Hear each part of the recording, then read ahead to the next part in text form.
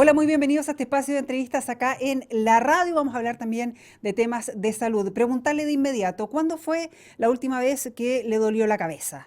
¿Cuánto tiempo le dolió justamente la cabeza? ¿Qué hizo? ¿Se preocupó? Bueno, justamente vamos a hablar de esto, de la relación de los dolores de cabeza, cuándo hay que preocuparse y cuándo, ojo con esto, nos puede dar algún tipo de indicio de un problema más grave. De hecho, que estamos cursando, el mes de mayo, es el mes de concientización de los tumores cerebrales. Estamos acá en el estudio con el doctor Marcos Ramírez. Él es neurocirujano de la de la Fundación Arturo López Pérez. Muchas gracias, doctor, por acompañarnos. Hola Loreto, un gusto estar acá. Muchos saludos a toda la audiencia. Sí, doctor, muchas gracias por acompañarnos y la idea no es contar en qué consiste justamente el tema del mes de concientización, pero también los dolores de cabeza. ¿Quién no ha tenido un dolor de cabeza? ¿Cuándo hay que preocuparse, doctor, de justamente este tipo de malestar? Bueno, la cefalea, dolor de cabeza, como se le llama comúnmente, es un síntoma muy habitual en la población general, ¿ya? Y lo que hay que tener presente primero es que la mayor cantidad de veces que a uno le duele la cabeza es algo netamente benigno, algo esporádico, algo que es una patología que a veces requiere tratamiento y otras veces pasa sola. O sea, tampoco hay que asustar a todo el mundo y pensar que porque tuvo un dolor de cabeza significa que tiene un tumor cerebral. No es sinónimo. Pero hay ciertas características de los dolores de cabeza que uno le hacen preocuparse un poquito más. ¿Cuáles, por Ya, por ejemplo? ejemplo, una persona que no es habitual que tenga dolores de cabeza y parte con un dolor intenso, que puede ser peor al despertar, que se asocia, por ejemplo, al toser o al realizar algún esfuerzo, eso llama la atención y eso nos hace aconsejar al paciente a consultar. Eh, pero alguien, por ejemplo, que tiene antecedentes familiares, padre, madre, que sufrieron un dolor de cabeza, migraña, es lo típico, y que se relaciona mucho o sea, con la herencia, Sí. esos son dolores que no deberían alarmar mayormente a la población, sino que más bien ir a un especialista, a un neurólogo para que los trate, pero no sugestionarse y pensar que se trata de un tumor cerebral. Claro, ya hemos hablado de algunas características de los dolores de cabeza que podrían alertarnos. Usted mencionaba que sean en la mañana, que sean al despertar. También que Y me llamó mucho la atención, cuando uno tose o hace un esfuerzo, se relaciona con un dolor de cabeza. esos dolores de cabeza se pueden relacionar con una masa Ajá, en el cráneo, porque la masa en el cráneo, un tumor, sí. hace que aumente la presión intracraniana. Entonces, cuando uno en la noche muchas veces hipoventila, eso hace que las arterias se dilaten, los vasos sanguíneos se dilaten y eso aumenta aún más. Entonces, por eso en la mañana o en la noche es cuando el nivel de oxígeno en el organismo está más bajo y por Ujú, eso puede hacer doler un poquito más la cabeza por una hipertensión endocrinariana transitoria. ujú. Lo mismo sucede cuando uno hace un movimiento de Valsalva, que se llama, debido a que súbitamente aumenta la presión dentro Uno del hace un cráneo, esfuerzo. un esfuerzo, claro, aumenta la presión intracraniana y si ya hay algo que está haciendo que esté alta, al uno hacer el esfuerzo, hace que suba aún más y eso puede provocar también un alza transitoria de la presión, no estoy hablando de la presión arterial, sino que de la presión intracraniana. Sí. Eh, También cuando uno, por ejemplo, está de pie y se acuesta, ahí también aumenta transitoriamente la presión intracraniana. Entonces, eso cuando ya existe una patología ahí dentro, imagínense, no sé, una pequeña pelotita de ping-pong que está ocupando espacio, Ujú. y uno exige más al cuerpo, puede hacer que se manifieste un dolor de cabeza. Entonces, eso no son dolores de cabeza habituales como la cefalea tensional o la cefalea migrañosa, sino que son dolores de cabeza que a uno le deberían hacer pensar un poquito que debería verlo un médico. No necesariamente un especialista, podría ser un médico general primero, contarle en el consultorio, contarle los síntomas y él discriminar si es que se trata o no de algo que requiera algún estudio o derivación a especialista como neurólogo o neurocirujano. Pero en esos casos sí vale la pena consultar. Doctor, cuando estos dolores de cabeza que son intensos vienen acompañados con náuseas o con ganas de vomitar o derechamente con vómitos.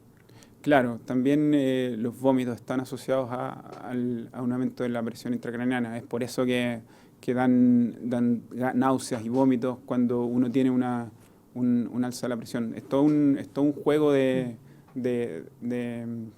presiones, espacios, flujo de líquido, el que ocurre en el cerebro y que hace que se produzcan estos síntomas. Sí. Ahora, no siempre el dolor de cabeza es el síntoma más habitual en los tumores cerebrales. Ya los tumores cerebrales se detectan en su mayoría por un déficit neurológico progresivo. ¿Ya? Esto quiere decir, por ejemplo, que un paciente que empezó con una debilidad en la mano, tal vez se manifestó con cosas muy sutiles como problemas para escribir y que después empezó a crecer, como a caérsele las cosas de la mano. Cosas más motoras. Claro, lo más frecuente son eso, déficits neurológicos motores. Y esto ocurre más o menos en 2/3 de los pacientes con tumores cerebrales. El dolor de cabeza, sin embargo, ocurre en el 50% de los tumores cerebrales. O sea, una persona puede tener también un tumor cerebral sin tener dolor de cabeza. Exactamente. Doctor, también había un factor que es el estado de ánimo. Sí, o sea, y también al revés, incluso. El estado de ánimo se puede ver afectado por un tumor cerebral. ¿Ya? O sea, en realidad el tumor cerebral puede dar en cualquier parte de nuestro cerebro. Depende la zona en la cual se ubica la lesión, qué síntomas va a producir o sentir el paciente. Por ejemplo, si se producen en el lóbulo frontal, pueden producir síntomas, cambios de estado de ánimo, por ejemplo, abulia, o sea, no sentirse con ganas ni energía de hacer cosas. Desanimado, básicamente. Claro, apatía, indiferencia frente a algunas cosas que no son habituales que el paciente reaccione de esa forma. Entonces, también en el área frontal, también, pero un poco más posterior, se pueden producir síntomas como los que comentaba, déficit motor, déficit o sea, que el paciente tenga problemas para iniciar un movimiento también. En los otros lóbulos, parietal, por ejemplo, pueden haber problemas sensitivos, que siente una sensación extraña en el lado contrario del cuerpo. Si el tumor cerebral es, por ejemplo, el lado derecho, es habitual que el síntoma sea el lado izquierdo. Y al revés, el lado izquierdo porque las vías están cruzadas. Y así también los lóbulos temporales. Hay cosas como muy extrañas que pueden manifestarse, que pueden manifestar los tumores cerebrales. Por ejemplo, en el lóbulo temporal, alucinaciones auditivas o alucinaciones olfatorias.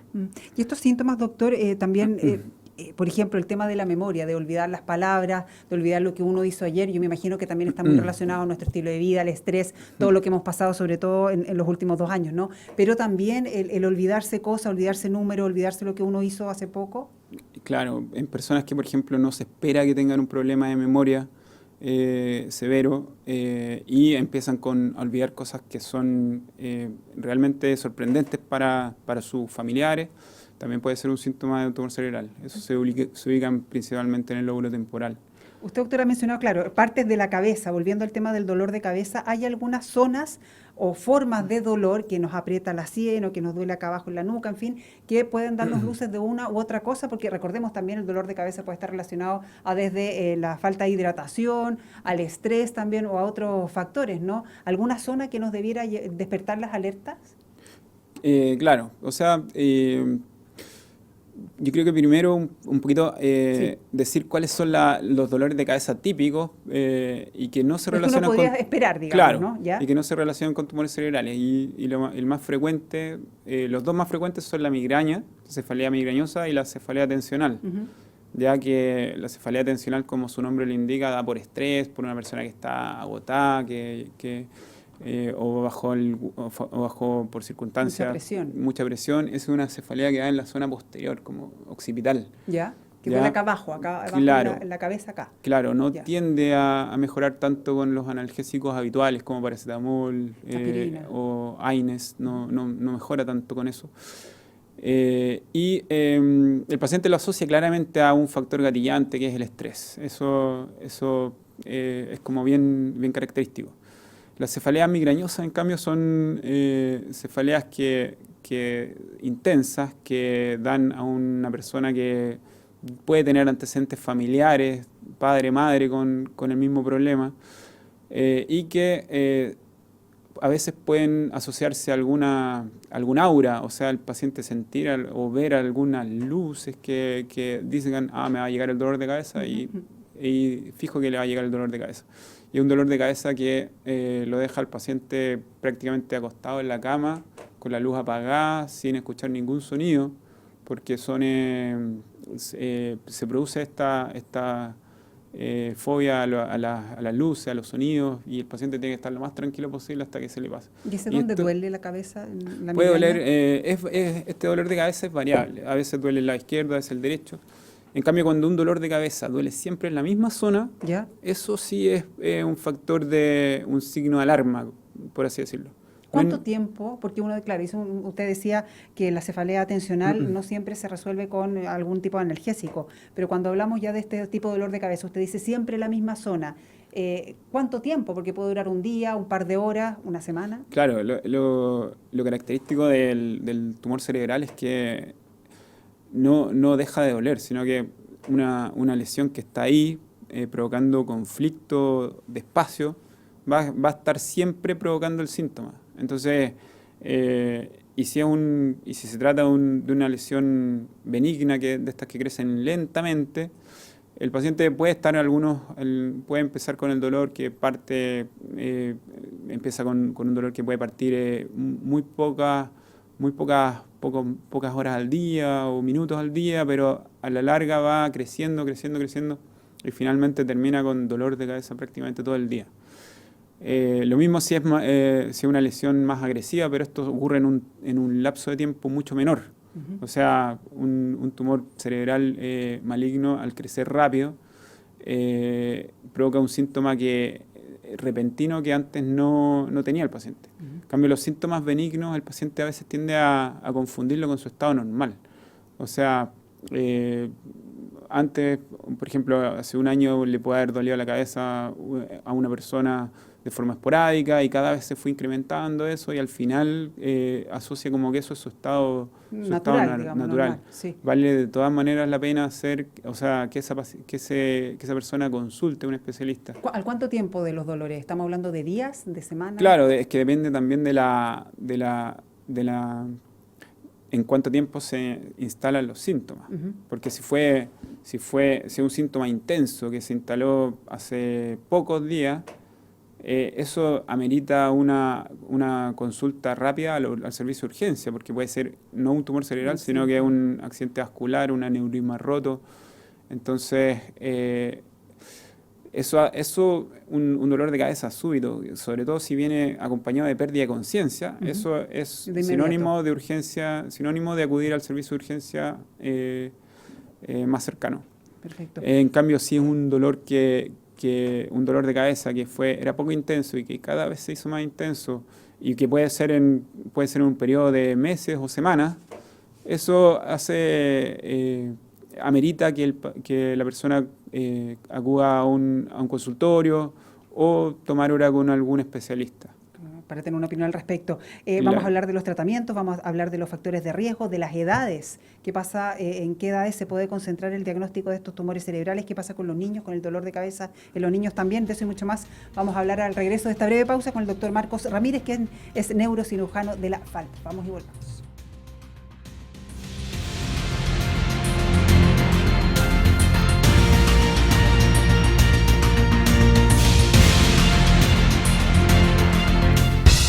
Cada tarde podemos dialogar, escuchar, criticar y comentar, pero con respeto. Pasadas las 3 de la tarde, de lunes a viernes, podría ser peor, con Julio César Rodríguez.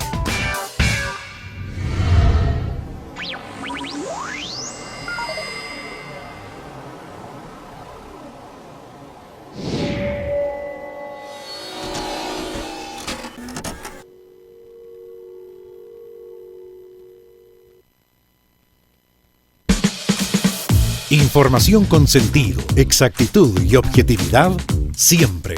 Bio Bio.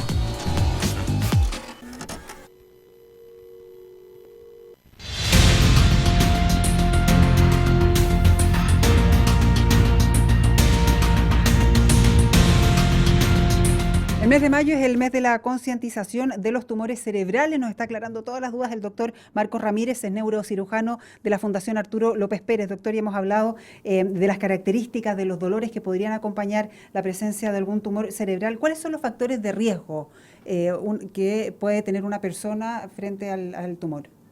Esa es una muy buena pregunta porque todavía no está bien claro los factores de riesgo. Ya hay algunos tips que podrían hacer recordar cuáles son más o menos las cosas los eventos que se relacionan en la vida de una persona a sufrir un tumor cerebral. Por ejemplo, el tabaco no se relaciona con tumores cerebrales como sí en otros tipos de cáncer. Pero a la vez, por ejemplo, si a una persona por fumar le da un tumor pulmonar, un cáncer pulmonar, y genera una metástasis cerebral, ahí a través de esa vía sí se relaciona. Indirectamente. Claro. Entonces los factores de riesgo para tumores cerebrales incluyen los factores de riesgo para cualquier tipo de cáncer. Y específicamente para los tumores cerebrales, los que llamamos primarios, los que nacen en el cerebro y no son producto de una lesión que partió en otro órgano y se fue al cerebro, o sea, una metástasis. Los factores de riesgo pueden ser, por ejemplo, haber recibido radioterapia cuando niño, radiación ionizante. Se relaciona, por ejemplo, con el hecho de a futuro desarrollar meningiomas, que son tumores benignos, pero que pueden causar muchos problemas según el sitio del cerebro en donde estén. También hay enfermedades genéticas que se relacionan a desarrollar tumores cerebrales. Por ejemplo, la neurofibromatosis es la más frecuente que vemos en pediatría. ¿Factores hereditarios hay? Para desarrollar tumores cerebrales, no. Que una persona... el tumor cerebral más frecuente es el más frecuente y más maligno es el glioblastoma. Yeah. Y los pacientes, muchas veces son pacientes de edad que llegan con su familia preocupada a la consulta y preguntan habitualmente si la familia se debería preocupar por si es una enfermedad hereditable, pero en realidad no se ha demostrado que el glioblastoma se transmita de generación en generación. Nos ha comentado los malignos y los benignos también. Claro. ¿Qué se hace con un tumor benigno? Evidentemente el maligno hay que tratarlo, ojalá sacarlo, ¿no? Los tratamientos para uno y otro caso. Claro, los tratamientos habitualmente, la cirugía, el pilar del tratamiento en ambos, pero muchas veces también se ocupa la radiocirugía o la quimioterapia para tratar tumores antes de la cirugía, pero son casos excepcionales.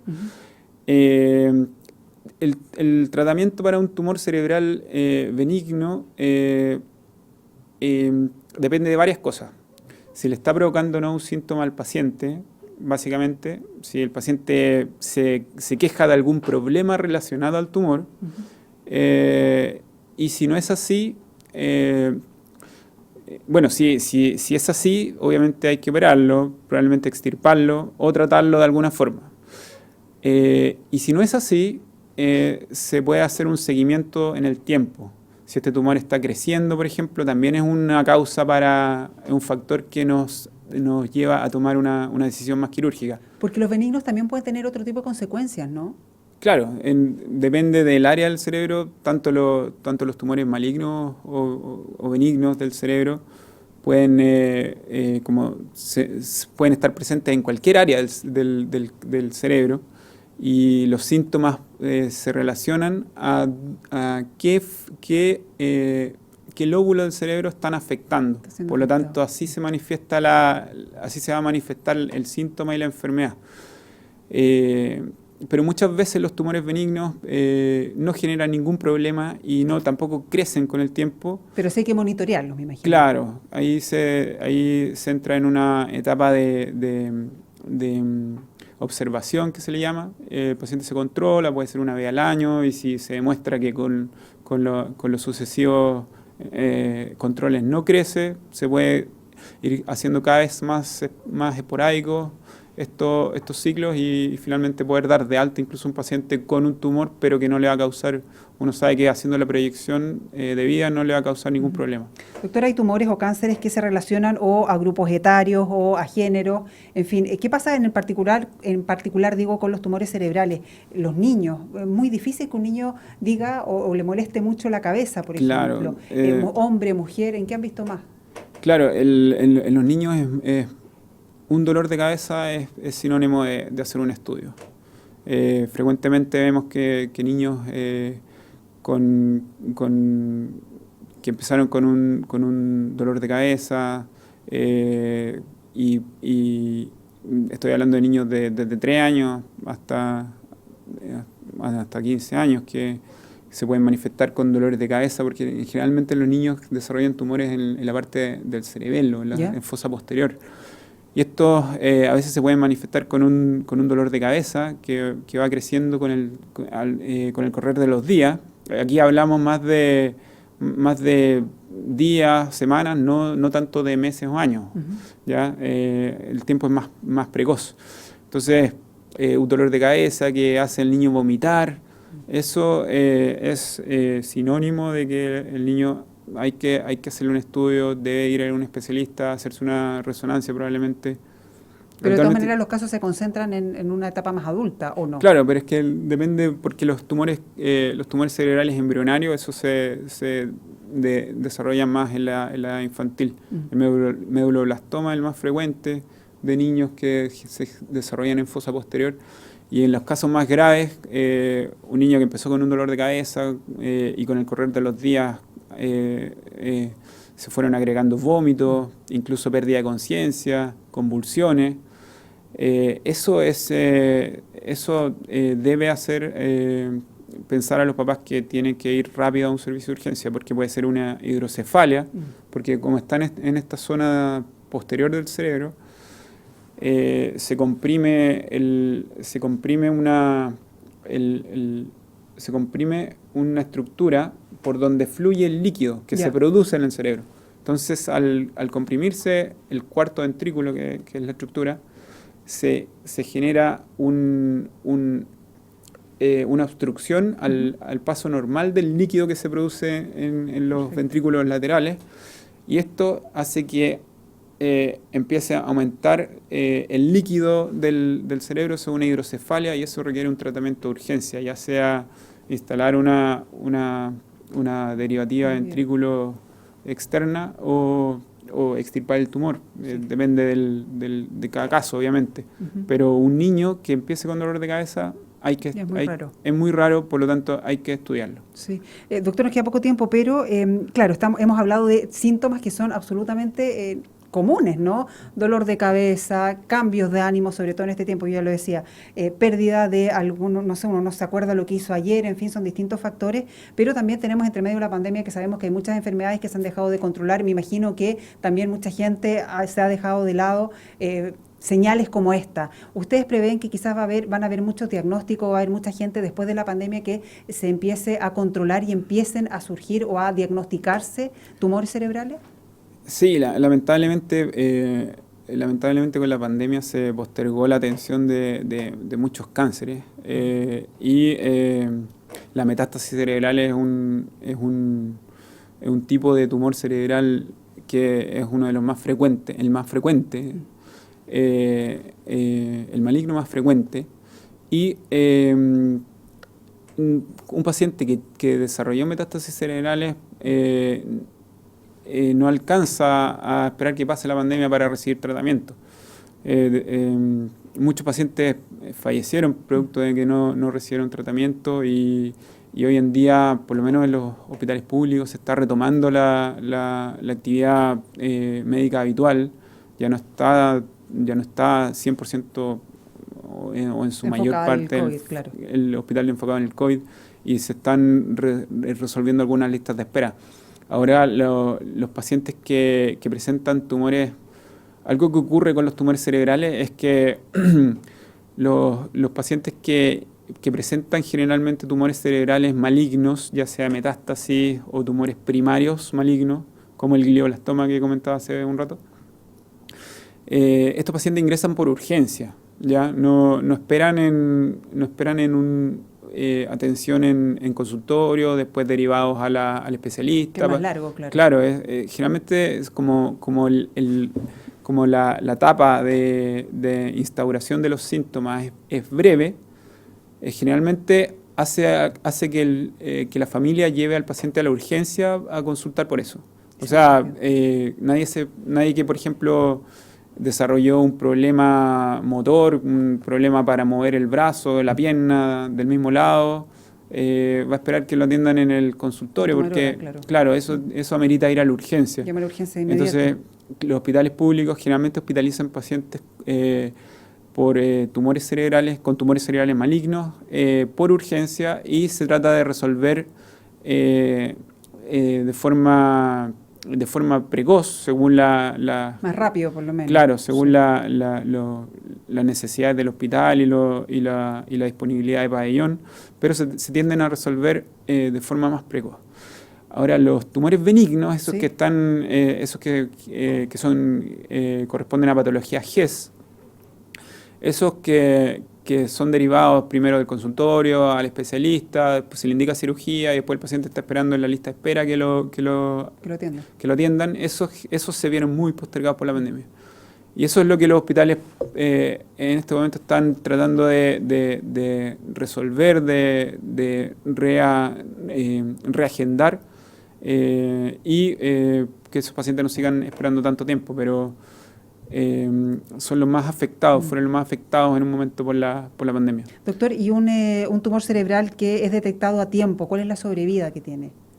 Depende netamente de la histología. O sea, es un tumor cerebral maligno que fue detectado a tiempo y alcanzó a recibir todo el tratamiento correspondiente. La sobrevida es de 1 año y medio aproximadamente, pero hoy en día está muy... de hecho, la nueva clasificación de tumores cerebrales salió el año 2021 y contempla hacer estudio molecular al tumor para ver qué tipo de quimioterapia es la más adecuada.